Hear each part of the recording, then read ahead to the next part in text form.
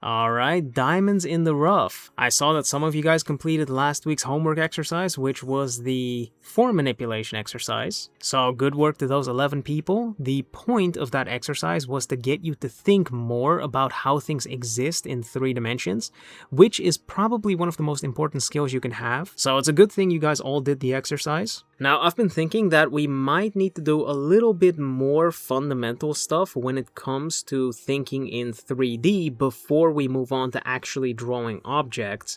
So, I think this week is going to involve more drawing boxes.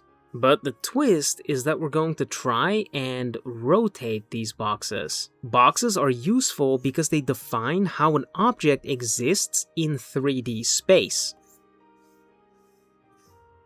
To be able to draw anything and make it look three-dimensional, you need to know exactly what part of the top plane you can see, what part of the front plane you can see, side plane, so on and so forth. When a box rotates, you start seeing more and more of one of the other planes until the box has rotated a full 90 degrees, at which point only the new plane is visible. At this particular rotation, we can see the top plane, front plane, and side plane.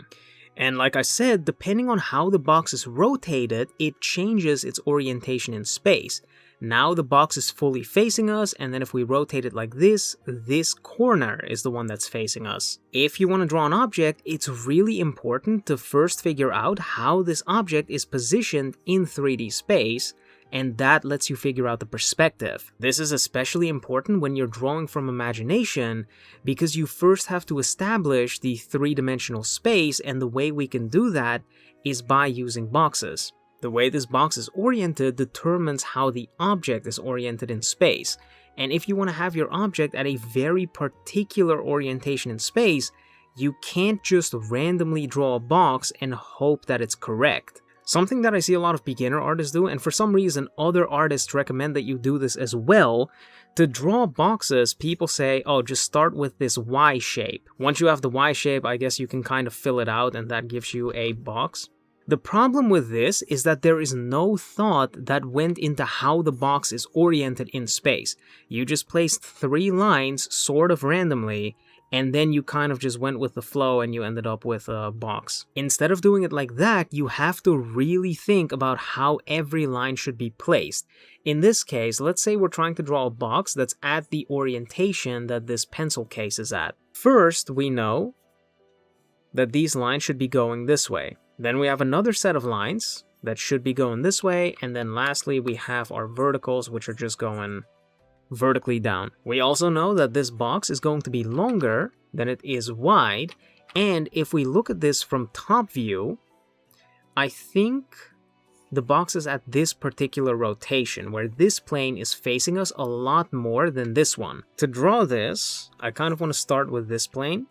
So we draw the vertical. I know these lines need to converge up like that. And then in terms of width, this plane isn't going to be that wide, so I think this should be fine. Then from here, I have these lines going off into the depth. This plane is going to be significantly wider than this one. In terms of proportions, I think it's around 3 times as wide as the plane we've already drawn, so it's probably going to be around here.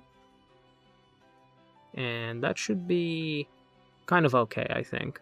Now for this week's exercise, we're going to work on rotating boxes, and that should make you better at thinking about how these planes should be proportioned, and that will make you better at drawing things in 3 dimensions. To start with, we need to draw a box at basically just a random rotation. You can choose whatever you want. In this case, I'm just going to make the box face us. Then you should draw an arrow that shows you the direction that the box needs to rotate in. In this case, I want an upwards rotation, so now we'll be able to see the bottom plane of the box as well as that front plane. And the amount of rotation is something that I'll leave up to you. You can kind of just rotate it however much you want.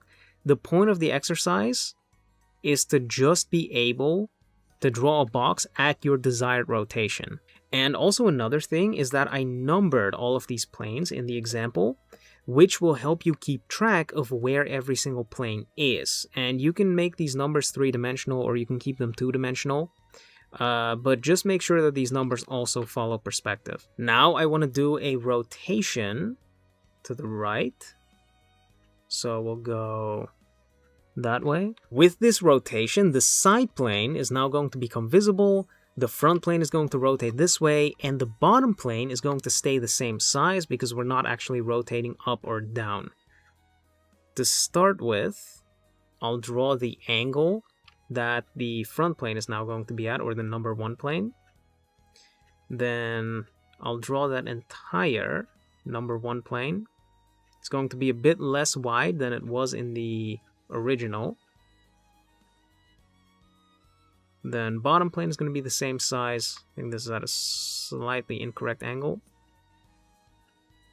For both of these rotations, I only moved it on the y-axis as well as the x-axis, but technically you can also rotate it diagonally, so we take this corner and move it this way, which would be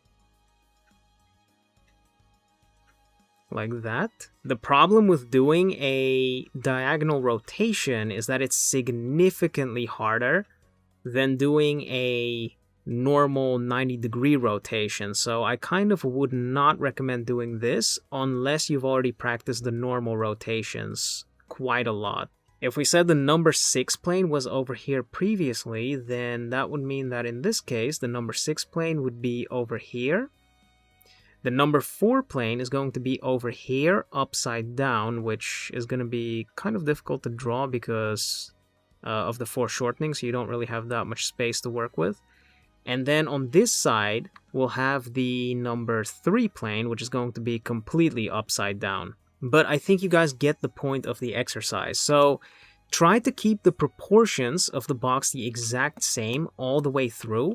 If you start with a cube, which I did, you need to make sure that the box remains as a cube the whole way through. And I think starting with a cube is probably the best thing you can do, because having a more irregularly shaped box is actually going to be really difficult, especially when it comes to drawing these diagonal angles. If you want to actively participate in the homework exercises, you can join our Discord server, which is linked in the description, and it also has all of the older homework exercises as well, so you can do those too. There's also a playlist on YouTube containing all of the other videos, so if you missed any of these, you can find them here. And then I guess I will catch you guys next time.